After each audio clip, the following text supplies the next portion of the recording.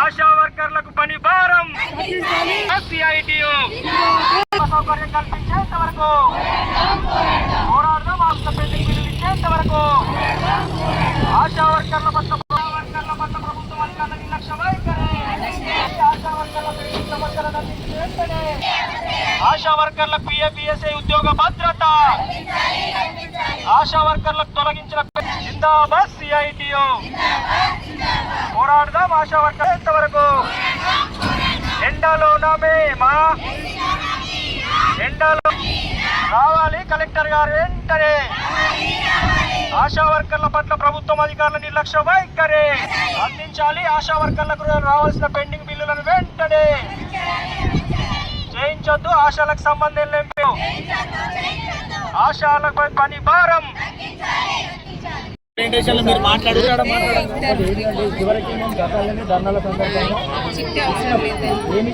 ఇక్కడి పాలసీ అయితే ఇక్కడ పరిష్కారం అయితే పర్సనల్ గా మేము కూడా చెప్తున్నాం. మేడంతో 100% మాట్లాడిద్దాం, పరిష్కారం చేద్దాం. స్టేట్ పాలసీ అయితే మనం కూడా రిప్రజెంటేషన్ పంపించడం కదా. స్థానిక సమస్యలు ఏదున్నా మీరు అట్లా కాదు. ఇప్పుడు రిప్రజెంటేషన్ ఇచ్చి ఇప్పుడు సాయంత్రం కూడా రండి. మేడంతో పర్సనల్ గా మీరు మాట్లాడండి. పక్కా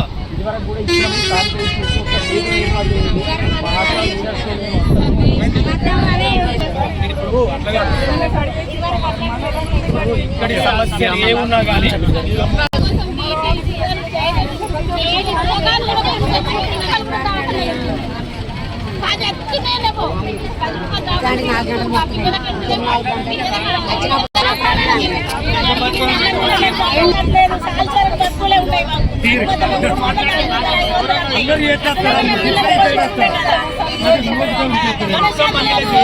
ప్రభుత్వానికి తెలియజేయడం ఏమనగా గత 20 సంవత్సరాల నుండి ఈ ఆశాలను వెట్టి చాకరీ చేయించుకుంటుంది ఈ ప్రభుత్వం. గత ప్రభుత్వం అట్లా చేసింది, ఈ ప్రభుత్వం అట్లా చేసింది. చాలీ జీతంతో మేము పొట్ట గడపడం జరుగుతుంది. అమ్మ పెట్టది అడక తినది అన్నట్టుగా ఇప్పుడు మా పరిస్థితి వచ్చింది.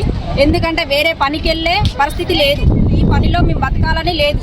దీనితో పాటు మేము ప్రజలకు సేవ చేస్తూ మా ఆరోగ్యాన్ని దెబ్బతీసుకుంటున్నాం తప్ప మాకు వచ్చిన ఇంట్లో లాభం ఏం లేదు. మా పిల్లల్ని మా కుటుంబాన్ని రోడ్డున పెట్టి మేము కరోనా టైంలో మేము ఎంతో సేవ చేసినాం ప్రజలకు. అయినా కానీ ఏ ఒక్కరు కూడా మాకు మా ఆశాలకు ఎవరికైనా కరోనా వస్తే వాళ్ళకు ఎవరికి కూడా సహాయం చేయలేరు. కొంతమంది చాలామంది ఇప్పటికీ చనిపోయారు ఆశాలకు. వాళ్ళకి ఎలాంటి బీమా కానీ, వాళ్ళకి ఇన్సూరెన్స్ కానీ, వాళ్ళ కుటుంబాలకు ఏదన్నా ఆర్థికంగా ఆదుకున్న వాళ్ళు లేరు. కానీ మేము ఎన్నో మాతృసేవలు చేస్తున్నది మేము ఎంతో మంచి గొప్ప సేవని అందరూ ప్రజలు చెప్పడం లేదా ప్రభుత్వాలు చెప్పడం, కానీ మా సేవకు తగ్గ ఫలితం మాకైతే ఇచ్చేదే లేదు. మేము మరి ఈ చేస్తున్న పని మేము ఇంకా ఎంత పని చేసినా కానీ మాకు జీతం అయితే సరైనది వస్తలేదు. మాకు ఫిక్స్డ్ వేతనం అనేది చెయ్యండి. ఎందుకంటే జీతాలు చేసే రోజు నెల అంతా మేము కష్టపడి పని చేస్తే ఈ కేసుకి ఇంతని మాకు టార్గెట్లు పెట్టి వేధించడం జరుగుతుంది. ఇక్కడ సిస్టర్లతోటి కూడా మేము సరైన టైంకు జీతాల కాడ మాకు ఇబ్బంది అవుతుంది. ఎందుకంటే మాకు జీతాలు ఫిక్స్డ్గా వేస్తే మాకు ఇలాంటి బాధలు ఉన్నాయి. ఎందుకంటే వాళ్ళ చేతుల్లో మేము ఉన్నాం కాబట్టి వాళ్ళు చెప్పిన పనులన్నీ చేసుకుంటూ బయట పనులు కూడా మా బిల్లులో లేని పనులు కూడా మేము అనేక పనులు చేస్తున్నాం. మా పనులు చెప్పలేనివి, బిల్లులో లేని పనులు ఎన్నో ఇంటింటికి తిరిగి రోజు ఫ్రైడే అని అనేక పనులు. టీబీ కేసులు అయితే ఈరోజు స్కూటం ఒక టీబీ పేషెంట్ వస్తేనే పక్కకు మాస్కులు కట్టుకొని దూరం వెళ్తారు. అలాంటిది ఒక్క ఆశకు ఒక మాస్క్ ఇవ్వరు, ఒక గ్లవ్ ఇవ్వరు.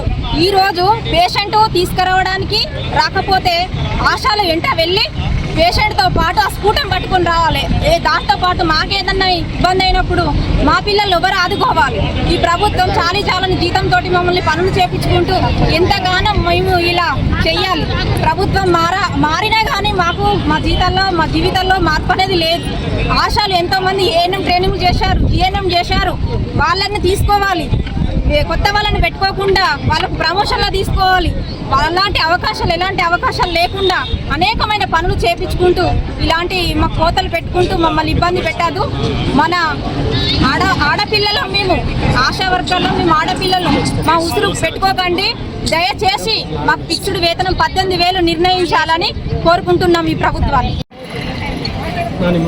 ఆశా వర్కర్లకు ప్రభుత్వం ఇచ్చిన హామీ ప్రకారం 18,000 రూపాయలు ఫిక్స్డ్ వేతనము అందించాలని, అదేవిధంగా ఆశా వర్కర్లకు పని భారం తగ్గించి పెండింగ్ బకాయిలు అందించాలనే తదితర డిమాండ్ల మీద ఈరోజు ఆశా వర్కర్స్ యూనియన్ సిఐటియు ఆధ్వర్యంలో రాష్ట్ర వ్యాప్తంగా జిల్లా కలెక్టరేట్ల ముందు ధర్నా కార్యక్రమాలు పిలుపునివ్వడం జరిగింది. అందులో భాగంగా రాజన్న సిరిసిల్ల జిల్లాలోని ఆశా వర్కర్లందరూ కూడా కలెక్టరేట్ ముందు పెద్ద ఎత్తున ధర్నా నిర్వహించి మరి కలెక్టర్ గారికి ఆశా వర్కర్ల సమస్యలు పరిష్కరించాలని వినతిపత్రం అందించడం జరుగుతూ ఉంది. మరి ప్రధానంగా ప్రజల ఆరోగ్యాలను కాపాడడం కోసం తమ ఆరోగ్యాలను సైతం లెక్క చేయకుండా అహర్నిశలు కష్టపడి పనిచేస్తున్నటువంటి ఆశా వర్కర్ల పట్ల ఇటు ప్రభుత్వం కానీ ఇటు అధికారులు నిర్లక్ష్యంగా వేరుస్తున్నటువంటి పరిస్థితి ఉంది.